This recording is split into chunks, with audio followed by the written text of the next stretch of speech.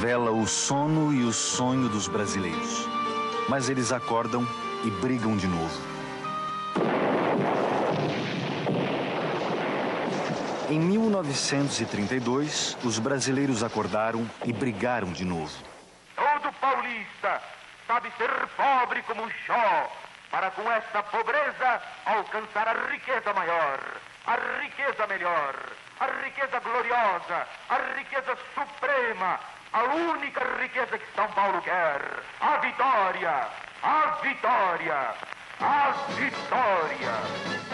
Essa voz que conclama os paulistas para a vitória é de César Ladeira, um jovem estudante de direito que seria um dia o locutor mais famoso do rádio brasileiro. Em 32, César Ladeira se tornou o locutor oficial do Levante Armado, desencadeado pelos paulistas contra o governo provisório instalado pela Revolução de 30.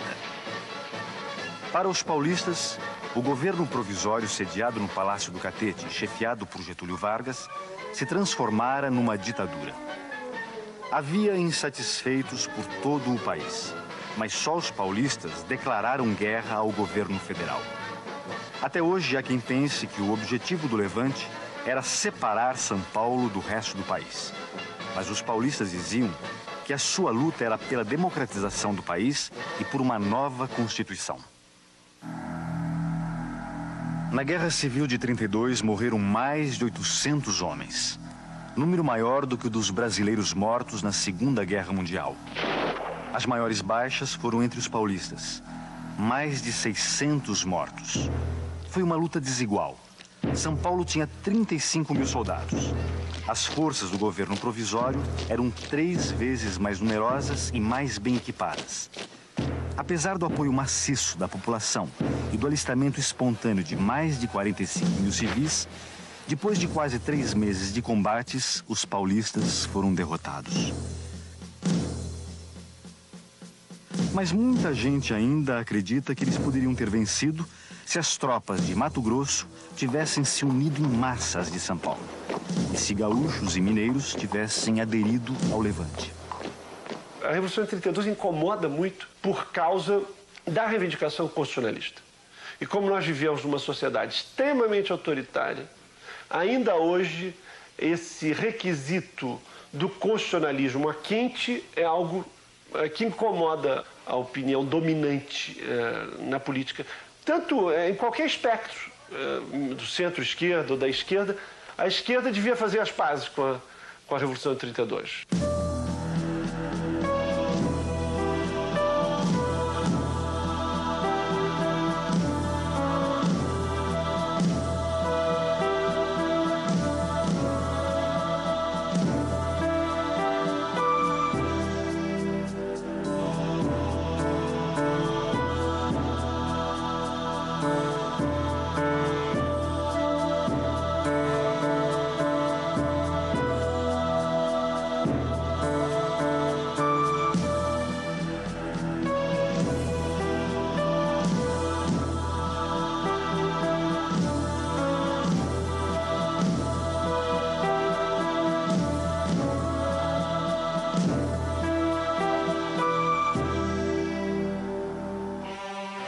Foi com euforia que a população de São Paulo saudou a vitória da Revolução de 30.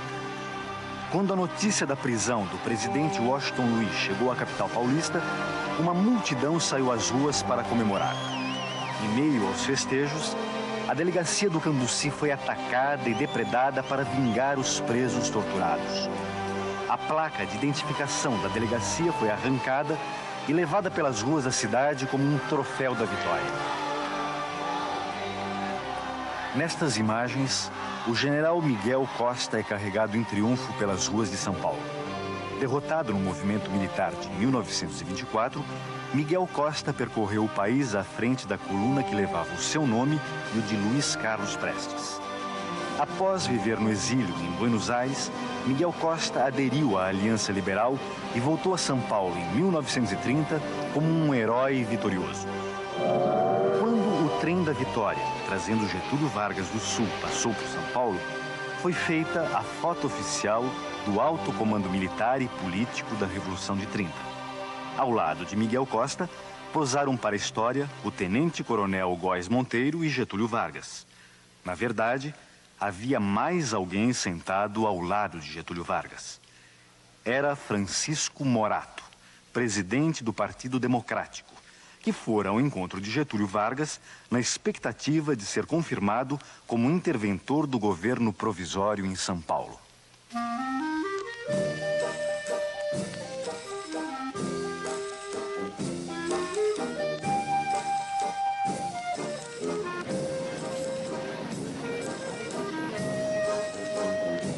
Nas eleições presidenciais de 1930, o Partido Democrático, apesar de paulista, apoiara o gaúcho Getúlio Vargas, candidato da Aliança Liberal, contra o paulista Júlio Prestes, candidato da Situação e do Partido Republicano Paulista. O PRP representava os interesses da oligarquia de São Paulo e de Minas Gerais, que na República Velha fazia os presidentes a seu bel prazer. Já o Partido Democrático, fundado em 1926, era uma dissidência do PRP que abrigava a burguesia mais esclarecida e profissionais liberais de classe média. O Partido Democrático era um partido de quadros mais jovens, tinha uma ligação real com a classe média e era, através das suas figuras mais proeminentes, um partido de professores e de advogados. E, nesse sentido, ele era muito sensível a esse ideário do constitucionalismo, da verdade eleitoral, da representação, etc. Por ter apoiado a candidatura de Getúlio, com a vitória da Revolução de 30, o Partido Democrático acreditou que havia chegado a sua hora de passar da oposição para a situação. Mas os líderes da Revolução não confiavam nos democratas paulistas. Aos olhos dos tenentes, os políticos paulistas eram todos farinha do mesmo saco. E, no fundo, só pensavam numa coisa: conquistar o poder estadual e federal. Para impedir que isso acontecesse, os tenentes reivindicaram o Palácio dos Campos Elíseos, sede do governo de São Paulo, e foram atendidos pelo governo provisório de Getúlio Vargas. O interventor não seria nem civil nem paulista, mas militar e pernambucano. O nomeado foi o coronel João Alberto, aqui visto quando era chefe de destacamento da coluna Miguel Costa Prestes. O comando da Força Pública de São Paulo foi entregue a Miguel Costa, que contava ainda com a sustentação política de uma força paramilitar, a Legião Revolucionária. Para os tenentes, democracia era democracia social. Era dar poder a novos grupos, era revitalizar, digamos assim, classes e grupos sociais que jamais tinham tido voz, para justamente neutralizar essas velhas oligarquias. Portanto, democracia tinha que ser alguma coisa anti-oligárquica. Para os grupos paulistas, democracia era democracia formal, era democracia jurídica. E não tinha nada a ver com a democracia social. João Alberto governou apenas 40 dias. Nesse período, tomou medidas que deixaram as classes dirigentes assustadas. Aumentou os salários em 5%. Estabeleceu a garantia de um mínimo de 40 horas semanais de trabalho e permitiu que se instalasse em São Paulo uma seção do Partido Comunista. O que mais se ouvia nos corredores da Federação das Indústrias de São Paulo era que os tenentes haviam trocado seu antigo ideário liberal por um programa de reformas sociais de cunho socializante. Além do receio de que o comunismo rondava o país, o empresariado paulista sofria os efeitos mais duros da depressão econômica internacional. Entre 1928 e 1930, as exportações brasileiras haviam caído de 96 milhões para 65 milhões de libras. Quando Vargas tomou posse, 30 milhões de sacas de café, sem compradores, ameaçavam apodrecer nos armazéns. Como a Revolução pretendia limitar o poder dos barões do café, mas não a pujança do nosso principal produto de exportação, um paulista foi nomeado para o Ministério da Fazenda e outro para a presidência do Banco do Brasil. Por algum tempo, os preços do café foram sustentados artificialmente pelo governo provisório, e não apenas através de subsídios. Para diminuir o estoque, o governo ordenou a queima de toneladas de café. Nem assim os preços subiram. A temperatura política, no entanto, continuou a subir. Em 28 de abril de 1931, o 6º Batalhão de Infantaria da Força Pública subleva-se no Cambuci, na capital paulista, com a participação de membros do Partido Democrático. Não dá em nada, mas é o primeiro sinal de que os paulistas estavam dispostos a tudo para se livrar da tutela dos tenentes. Ficou muito claro que os tenentes não iam ser derrotados sem luta. Então foi essa ideia de que estavam esgotadas as possibilidades, não é, de uma negociação que levasse efetivamente à constitucionalização rápida do país e à autonomia de São Paulo que precipitaram a crise. O que é que desperta fundamentalmente essa massa de classe média, sobretudo, que vai para a rua em 1932? É a ideia de que São Paulo foi prejudicado, que São Paulo foi ferido, que São Paulo carrega os demais estados da federação, que são 20 vagões vazios, que o São Paulo foi ocupado por um tenentinho qualquer, que era o tenente João Alberto. Tudo isso é que explica essa galvanização, essa sensação de profunda injustiça e profundo dever em nome do Brasil até que percorre a população de São Paulo. Sem esse sentimento, sem esse tipo de valor, não se explica a mobilização. Embora gaúchos e mineiros também estivessem decepcionados com os rumos da Revolução de 30, foram os paulistas que mais se agitaram contra o governo provisório. Nenhum dos 3 sucessores de João Alberto conseguiu esquentar a cadeira de interventor. Contra a vontade de João Alberto e Miguel Costa, Getúlio escolheu para interventor o civil e paulista Laudo de Camargo. Sem contar com o apoio dos políticos paulistas, Laudo de Camargo renuncia ao cargo 3 meses depois. Em seu lugar, entrou o coronel Manuel Rabelo, que também durou pouco tempo no poder. Estes respeitáveis senhores são políticos, funcionários públicos e jornalistas de São Paulo, unidos para completar o alargamento da Rua São João, fazendo surgir a Avenida São João. Depois da reforma urbana na cidade de São Paulo, os paulistas voltariam a unir forças para tentar reformar o sistema político do país. Em janeiro de 1932, o Partido Democrático rompe com o governo provisório e se une ao Partido Republicano.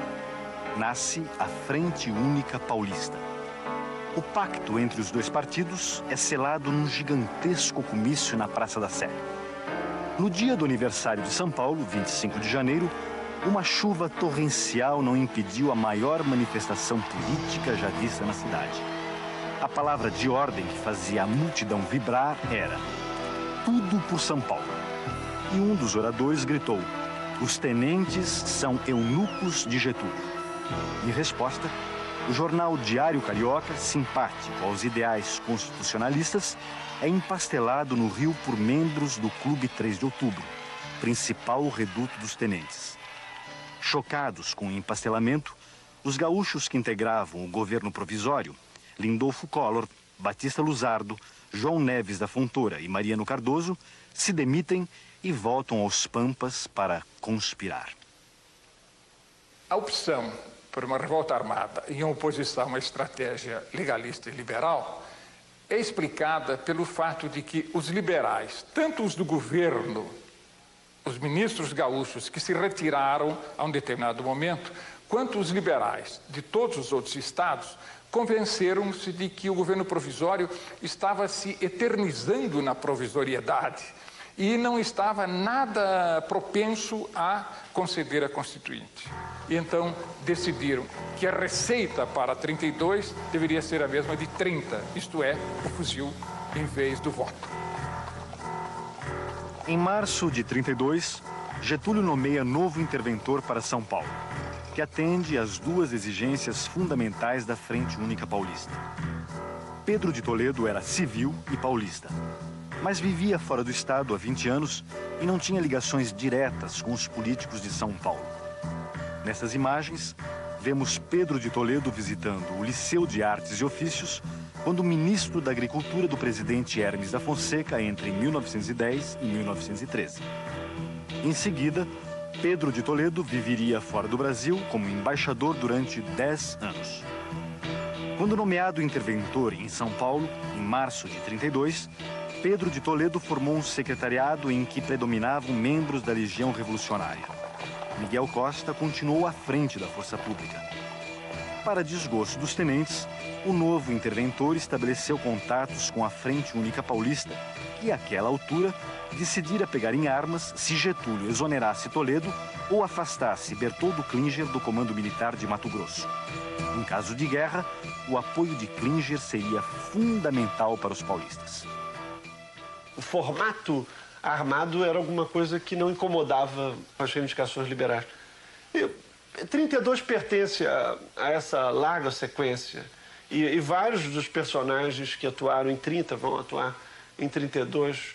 Esse recurso à violência armada é uma característica presente em toda a história republicana, desde a própria instalação da República. Para enfraquecer a aliança formada pela Frente Única Paulista com forças militares e civis de outros estados, Getúlio Vargas promete uma Constituição e eleições para maio de 1933. Mas os paulistas já não confiavam mais nas promessas de Getúlio. Na verdade, o que o governo federal estava propondo era a diminuição da representação de São Paulo dentro do conjunto das forças políticas nacionais. Um pouco o que aconteceu com o governo militar e o que nós estamos vivendo agora, esse déficit brutal de São Paulo na composição política do Congresso. Em 22 de maio de 1932, o ministro da Fazenda do governo provisório, Oswaldo Aranha, chega a São Paulo para tentar um acordo entre a Frente Única e os tenentes. Recebido com vaias e xingamentos, o emissário de Getúlio fracassa em sua missão e volta ao Palácio do Catete de mãos abanando. No mesmo dia em que Oswaldo Aranha chegou a São Paulo, é convocado um comício na Praça do Patriarca. Um panfleto é distribuído protestando contra a interferência indevida no sagrado direito do povo paulista escolher os seus governantes. No dia seguinte, novo comício. Desta vez convocado pelos estudantes da Faculdade de Direito. O comércio fecha suas portas e as ruas da cidade são tomadas de assalto por uma onda de agitações. Segundo uma testemunha, naquele dia, as salvas que se ouviam não eram de bombas juninas. Muitas moças sacavam revólveres da bolsa e atiravam para o alto. Enquanto prosseguem os discursos na Praça do Patriarca, uma multidão chega aos Campos Elíseos, onde Francisco Morato anuncia o novo secretariado do interventor Pedro de Toledo, formado apenas por representantes autênticos de São Paulo. Miguel Costa é afastado da força pública e reformado. Apesar dessa vitória, as manifestações prosseguem. Sem policiamento, a cidade é tomada pela desordem. Jornais ligados a Miguel Costa e ao governo provisório são empastelados. E casas de armas e munições são invadidas. Um grupo armado segue em direção à sede da Legião Revolucionária na Rua Barão de Itapetininga. O prédio é atacado e os legionários respondem ao fogo com tiros de fuzil e metralhadora. Já era madrugada quando os legionários afinal se renderam. Do conflito resultam pelo menos 5 mortos. Entre eles estão Mário Martins, Euclides Miragaia, Drauzio de Souza e Antônio Camargo. São os primeiros mártires da Guerra Civil prestes a eclodir. Com as iniciais de seus nomes, MMDC, é batizada uma sociedade secreta criada para arregimentar combatentes civis e apoiar o levante armado. 23 de maio é o dia em que essas forças que acabaram concretizando a Revolução de 32 extinguiram o seu inimigo interno, que era a Legião e Miguel Costa. E em 9 de julho eles avançam contra o inimigo externo, que era a chamada ditadura. Se a guerra viesse, os paulistas contavam com a adesão do Rio Grande do Sul, Minas e Mato Grosso. As tropas de Mato Grosso enfrentavam dificuldades quando seu comandante, general Bertoldo Klinger, acendeu o estupim com uma carta contra o novo ministro da Guerra de Getúlio. Destituído do comando, Klinger seguiu para São Paulo com alguns oficiais, mas sem os 6.000 soldados e as dezenas de canhões que havia prometido. Já era tarde para São Paulo recuar. A princípio marcada para o dia do aniversário da Revolução Francesa, 14 de julho, o levante paulista estoura no dia 9. Eu caracterizaria o movimento paulista, um pouco esquematicamente, como sendo um movimento federalista, civilista, liberal e socialmente conservador, contra o governo central, que naquele momento se caracterizava por ser centralizador, por ser autoritário, por ser dominado por militares e por ser socialmente reformista. Eu creio que assustava um pouco, não só as elites paulistas, mas as elites de todos os estados, o lado reformista do tenentismo. Até quando ia ao cinema, em julho de 32, o paulistano respirava um clima de insegurança e terror.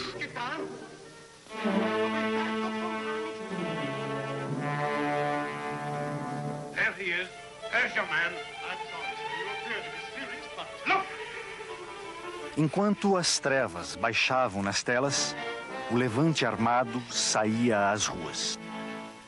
No dia 10 de julho, a cidade de São Paulo amanheceu ocupada por tropas militares, comandadas pelo coronel Euclides Figueiredo. Sem um único tiro, as centrais telefônicas são tomadas por estudantes do MMDC. Outros revoltosos ocupam as emissoras de rádio e as estações telegráficas. O general Miguel Costa é preso em sua casa, de onde não seria libertado até o fim da Guerra Civil. O MMDC instala seu comando na Faculdade de Direito do Largo de São Francisco, para onde se dirigem os voluntários alistados. O velho general Isidoro Dias Lopes, chefe da Revolução de 1924, é o líder militar do levante e o comando das operações fica com o general Bertoldo Klinger.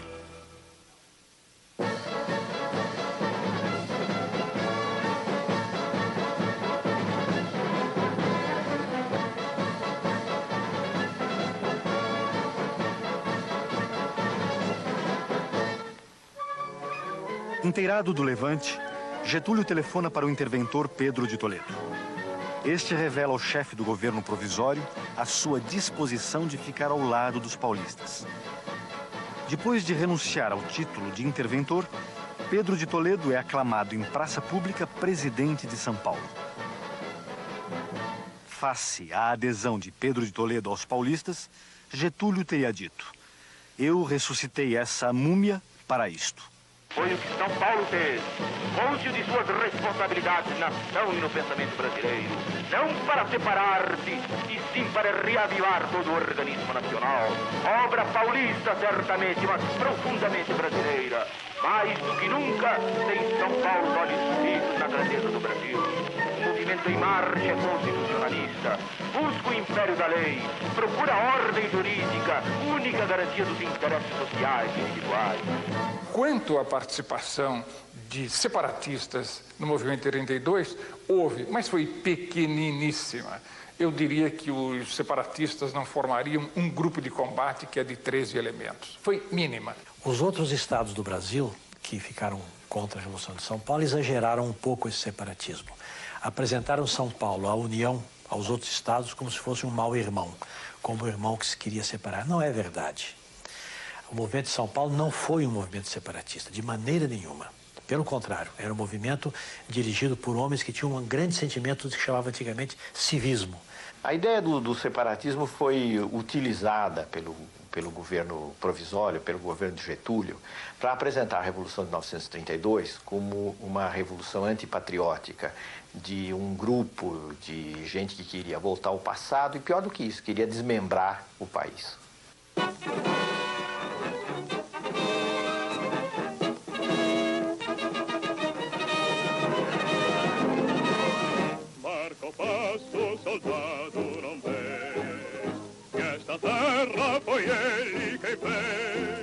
Os planos do levante previam uma ação rápida para derrubar Getúlio e erradicar a influência dos tenentes.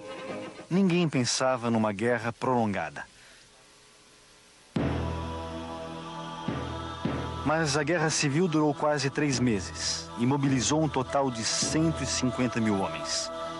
Nunca houve no Brasil, neste século, um conflito armado dessa dimensão. O Exército Paulista, formado por militares, soldados da Força Pública e voluntários civis, registrou 35 mil homens em suas fileiras. Como não houvesse fuzis nem munição para todos, metalúrgicas e fundições são adaptadas para a produção de balas, armamentos e capacetes. O esforço de guerra mobiliza as mulheres para fazerem uniformes e outros serviços. Para tentar enganar o inimigo sobre o seu verdadeiro poder de fogo, os paulistas inventaram a matraca, uma engenhoca de madeira que simulava o barulho de uma metralhadora.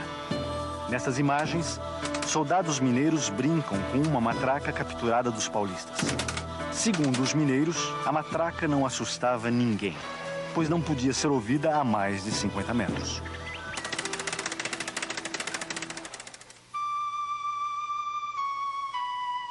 Além de mal armados, muitos batalhões do Exército Paulista não tiveram treinamento militar suficiente.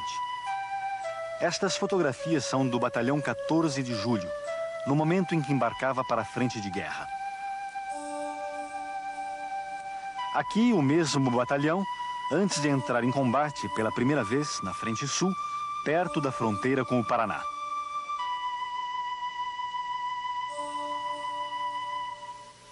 Depois de 2 dias de combates, eles bateram em retirada, deixando para trás 11 mortos e 45 prisioneiros. Foi a primeira de uma série de vitórias das tropas federais, comandadas pelo general Valdomiro Lima, que seria, depois da guerra, um novo interventor em São Paulo.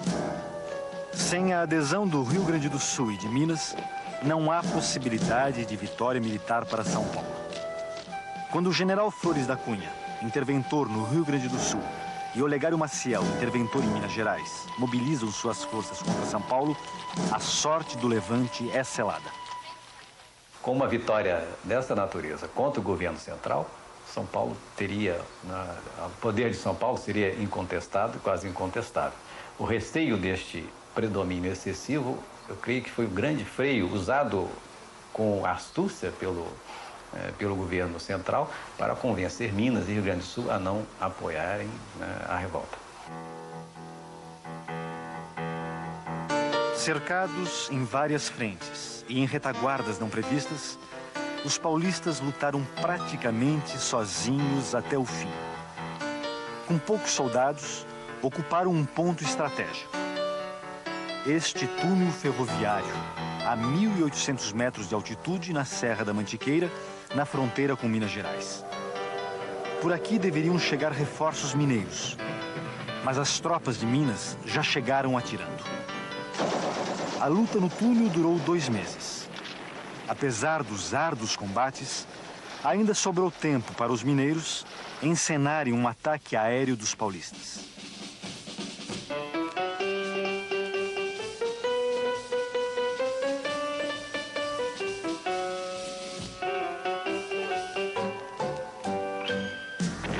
No final, as baixas chegaram a mais de 1.000 homens entre mortos e feridos. Do ponto de vista militar, a Batalha do Túnel foi decisiva para a vitória das tropas do governo provisório. Numa retaguarda, os paulistas venceram todas as batalhas. Na retaguarda de São Paulo. Nunca se havia visto tamanha mobilização em torno de uma causa. Além dos milhares de voluntários civis, para fazer frente aos gastos com a guerra, quem podia não se recusou a doar um pouco de ouro para o bem de São Paulo. Nesse caso, nós tivemos uma explosão geral das classes dominadas sob a liderança das classes dominantes. E a Revolução de 32, a meu ver, marca o último momento em que as classes dominantes conseguiram incorporar as classes dominadas ao seu projeto político, como se o povo fosse um só bloco. A estratégia militar, uma prolongada guerra de trincheira e alguns armamentos usados fizeram a Guerra Civil de 32 parecer uma reedição da Primeira Guerra Mundial. Mas seu índice de modernidade pode ser atestado através do papel decisivo que nela tiveram o rádio, a aviação, a indústria gráfica e a fotografia. Impossível dissociar a Guerra de 32 da nascente cultura de massa no Brasil. Sua memória está hoje guardada em centenas de fotos, cartões postais, cartazes e panfletos. E também nos vários hinos marciais, especialmente compostos para encher os paulistas de brios. Marca o passo, soldado, não vê, que esta terra foi ele quem fez, e teu passo é compasso seguro, de um passado, um presente, um futuro. É soldado, que grande tu és, tua terra... Eu creio realmente que a ideia da Constituição era uma ideia muito abstrata, mas a ideia da autonomia e o sentimento regionalista não eram nada abstratos. Os medos do comunismo também não eram nada abstrato. O grande tribuno da Revolução, o Ibrahim Nobre, apresentou 32 como a luta de Jesus contra Lenin. Esse foi um dos grandes elementos da manipulação. Assim que tomou conhecimento do bombardeio das cidades paulistas pelos aviões do governo provisório, Santos Dumont encaminhou à imprensa o seu protesto. Amargurado com a utilização do seu invento como arma de guerra, o pai da aviação se suicidou no Guarujá, no dia 23 de julho. Nem todos acreditam que o suicídio tenha relação com a Guerra Civil de 32. De todo modo, sua morte em nada alterou o ritmo da guerra. Depois de um batalhar sem tréguas, em que foram atiradas contra nós as forças armadas de todo o país, teve a ditadura de se convencer de que elas não bastavam para nos abater e humilhar. Improvisamos rapidamente todos os nossos meios de defesa e resistimos ao monstro, apoiados nas colunas de aço da opinião pública, impossível ser vencida pelo canhão ou pela espada. Apesar do otimismo dos discursos, desde cedo ficou claro que as tropas de São Paulo não poderiam conter o avanço das forças do governo provisório. No dia 12 de agosto, o comandante das forças militares de São Paulo, Bertoldo Klinger, daria o primeiro passo com vistas a um armistício. Mas as condições humilhantes impostas por Getúlio fazem o general desistir da proposta. A guerra prossegue por mais de um mês. Até que, a 29 de setembro, Bertoldo Klinger tenta novamente um armistício honroso. Tudo indica que desta vez será diferente.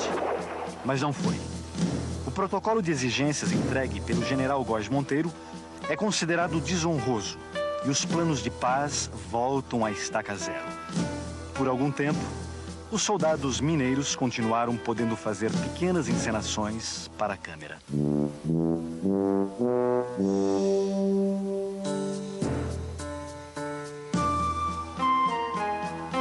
Oficialmente, a Guerra Civil terminou às 8 horas do dia 2 de outubro.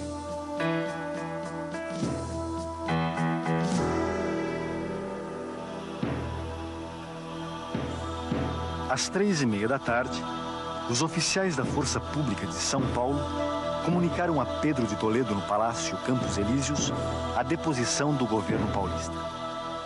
Meia hora depois, emissoras de rádio transmitiam a seguinte mensagem assinada por Góes Monteiro: pode São Paulo estar certo de que o governo não o tratará em desigualdade e inferioridade em relação aos outros estados. No final da tarde, Pedro de Toledo recomendou aos seus assessores: vamos para casa esperar a prisão. Enquanto os soldados de São Paulo são presos e muitos paulistas saem às ruas para protestar contra o armistício, na frente de guerra, alguns combatentes se recusam a aceitar a derrota e batem em retirada para Mato Grosso, dispostos a resistir. Entre eles estava o coronel Euclides Figueiredo, que só foi preso 12 dias depois do final da guerra, com outros 9 combatentes. Paulo Duarte era um desses combatentes. Neste pequeno depoimento, ele faz um balanço sobre o movimento de 32. Toda a nossa luta, ela foi integralmente no sentido de repor os princípios de 1930. Quer dizer, a fraude eleitoral não podia se repetir mais. O peculato não podia se repetir mais. O chamado coronelismo estava acabado para nós. Certamente 32 não significa o retrocesso, porque 32 só significa o retrocesso se você acreditar piamente que 1930 significa o progresso. 1930 não significa só o progresso, significa também o prenúncio do autoritarismo de 37. O governo provisório alegou que a Revolução de 1932 foi um movimento antidemocrático e contra o progresso. Eu creio que isso é uma simplificação. Vistas as coisas de hoje, eu diria que do ponto de vista da ideologia liberal das classes dominantes foi um progresso. E um progresso que beneficiou o país, porque fez o país entrar numa fase legal com a Constituição de 1934. Agora, ameaçou ser um movimento de regresso do ponto de vista sociológico, porque o Estado brasileiro, que era um Estado mais forte, estava se preparando, já tinha começado a fazer uma legislação social e a tomar medidas que atendiam aos interesses das classes dominadas. E isso a Revolução de 32, se fosse vitoriosa, poderia ter comprometido. Do ponto de vista político, inegavelmente a Revolução de 1932 precisa ser tomada a sério, ou pelo menos até certo ponto a sério. Isto é, ela queria promover uma reconstitucionalização do país e isso, como nós sabemos hoje, é extremamente importante. Queria dar voz à população. Certamente o que se entendia por população, o que a elite paulista entendia por população, não era exatamente a grande massa da população. Então, há um corte democrático, liberal e elitista na Revolução de 1932. Mas não há dúvida nenhuma que nós oscilamos entre uma democracia representativa limitada e o populismo. As escolhas ficam aí abertas para quem quiser fazê-las. No final de outubro de 32, depois de um tempo na prisão, os principais líderes do levante armado partem para o exílio. São 25 militares e 41 civis. Entre eles estavam Casper Líbero, Prudente de Moraes Neto, Júlio Mesquita Filho e Austrégésilo de Ataíde. Alguns dos líderes do levante de 32 partiram para o desterro a bordo de um navio ironicamente chamado Siqueira Campos, em homenagem ao herói tenentista. Outra ironia. Os paulistas exilados em Portugal não votariam nem poderiam ser votados nas eleições de 1933 para a Assembleia Nacional Constituinte, pela qual tanto haviam lutado. Os partidos paulistas, derrotados em 32, estariam presentes quando Getúlio tomou posse como presidente da República em 1934, depois de promulgada a Constituição, em nome da qual São Paulo se levantara em armas. Apesar da derrota militar, os paulistas achavam que o fundamental havia sido alcançado. Na visão dos derrotados, a guerra civil não fora em vão. Prometo manter e cumprir com lealdade a Constituição Federal, promover o bem geral do Brasil, observar as suas leis, sustentar-lhe a união, a integridade e a independência. Getúlio Vargas marcou um tento importante perante a classe dominante, a elite de São Paulo, mostrando que realmente o caminho do enfrentamento com o governo federal, o enfrentamento aberto, era impossível. Era preciso conciliar com o governo federal. Os paulistas naquele tempo ficaram muito susceptibilizados com a derrota e criaram algumas frases assim lapidares. Uma delas foi essa: São Paulo não esquece, não transige e não perdoa. Esse estado de espírito perdurou muito tempo na população em São Paulo, na vida cotidiana. Mas na ação política não foi verdade.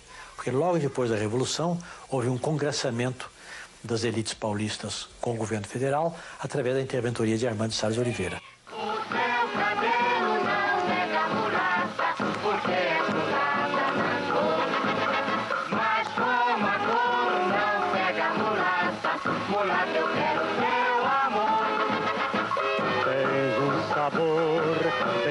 Brasil, tens alma cor de anil. Mulata, mulatinha, meu amor, fui nomeado teu tenente interventor. Essa referência aos tenentes interventores da Revolução de 30 foi feita no Carnaval de 1932 pela marchinha O Teu Cabelo Não Nega. No Carnaval de 33, foi a vez da Guerra Paulista ser lembrada nas ruas e nos salões. Meu bem, pra me livrar da matraca, da língua de uma sogra infernal, eu comprei um trem blindado pra poder sair no carnaval. O título dessa marchinha é Trem Blindado. Ela brinca com o trem inventado pelos paulistas para combater as forças do governo provisório na Guerra Civil de 32. O trem, composto de uma locomotiva e 2 vagões, era camuflado. Na frente, um canhão. Nos flancos, metralhadoras. No alto, 2 potentes holofotes. Fazia jus ao apelido Fantasma da Morte, mas não influiu no resultado da guerra. Depois do Carnaval, veio a Quaresma. E depois da Quaresma, as eleições de maio de 1933 para a Assembleia Nacional Constituinte. Novamente unidos, os partidos paulistas, derrotados em 32, compõem uma chapa única e elegem 17 dos 22 representantes de São Paulo. 3 meses depois, em agosto de 33, caía o último interventor verde-oliva. Num gesto surpreendente, Getúlio, já eleito presidente da República pelo voto indireto dos constituintes, nomeou Armando de Salles Oliveira para governar São Paulo e declarou publicamente: quero que compreendam a extensão e o significado deste ato, pois com este decreto entrego o governo de São Paulo aos revolucionários de 32. Armando Salles era o líder consensual da elite paulista.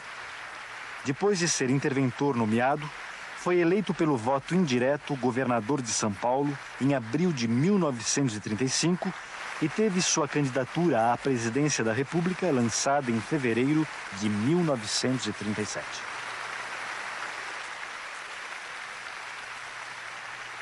A nossa campanha está aberta e as suas perspectivas são tais que os próprios cegos as veem. A bandeira que erguemos não é pequena. É uma só e está sustentada por brasileiros de todos os pontos do país. O seu tamanho, por conseguinte, é o do próprio Brasil.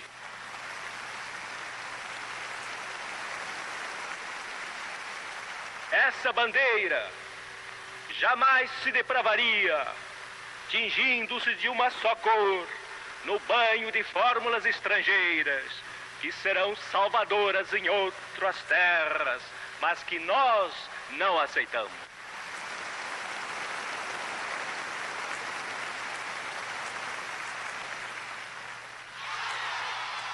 Apesar dessas manifestações de entusiasmo, as eleições presidenciais previstas para janeiro de 1938, afinal, não aconteceram.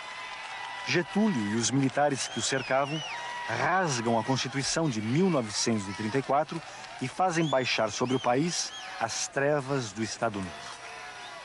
O pretexto dado na época para o golpe foi que só um regime autoritário seria capaz de conter a subversão da ordem pelos comunistas, os vilões nacionais desde 1935, quando uma insurreição militar liderada, entre outros, por alguns tenentes ligados a Luiz Carlos Prestes, fez tremer os alicerces do Palácio do Catete. Até hoje se pergunta em que medida a derrota dos paulistas e do seu ideário liberal, em outubro de 1932, ajudou a aplainar o caminho para a decretação do Estado Novo. A derrota do movimento de 1932 ajudou a aplainar o caminho para o Estado Novo, na medida em que foi a vitória de um poder central onde a ideia de uma ditadura era uma ideia muito forte, desde cedo, desde os anos 1930, a instauração de uma ditadura com permanência no país. Então, na medida em que as forças que se opunham a isso foram derrotadas, sem dúvida a derrota da Revolução de 1932 concorreu para isso. A negociação que se seguiu a 32 foi muito clara. Devolveu-se a autonomia a São Paulo, mas uma autonomia leal ao governo central.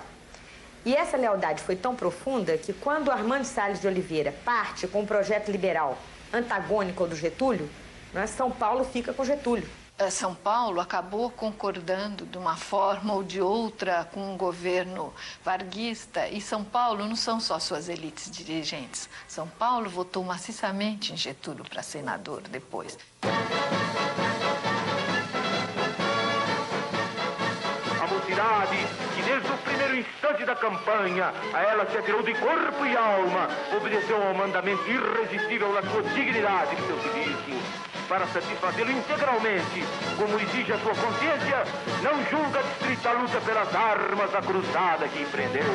O combate prosseguirá, na paz como na guerra, para que a vontade popular faça valer para sempre a sua soberania, acima de todos os interesses e de todas as malquerenças de partidos, credos, raças e pessoas. Os paulistas perderam a Guerra Civil de 32.